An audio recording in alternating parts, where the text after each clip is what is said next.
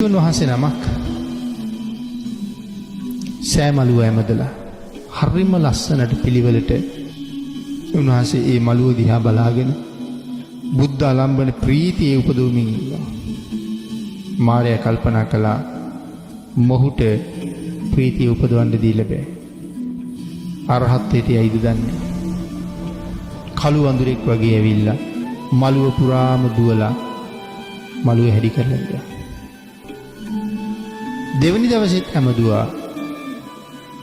ගවයෙකු ගෙවෙස් අරගෙන ඇවිල්ලා මලුව දඟලලා මලුවේ ගොම විසි කරලා ගියා. තුන්වෙනි දවසෙත් ඇමදුවා.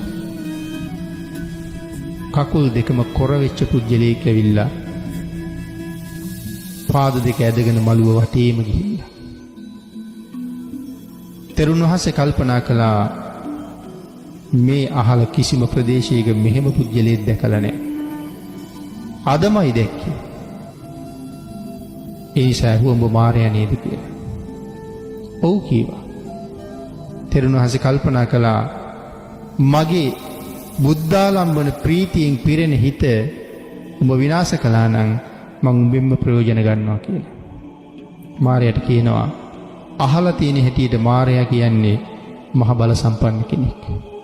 උඹට පුළුවන්ද බුදුරජාණන් වහන්සේ මවල පෙන්වන්න මට කියලා ඇහුවා. මාරයා කිව්වා ඒ උතුම් රුව ඒ විදිහටම මවන්න නම් බෑ.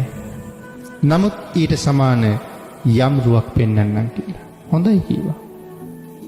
මාරයා රූපේ වෙනස් කරගත්තා බුදුරුවට සමාන.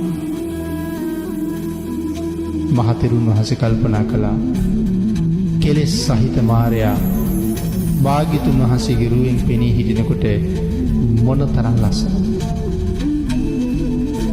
කෙලෙස් සහිත මාරයා පෙනී හිටිනකොට මේ තරම් ලස්සන නම් නික්ටේශී භාග්‍යතුන් වහන්සේ කොහොම වෙන්නේ නැද්ද?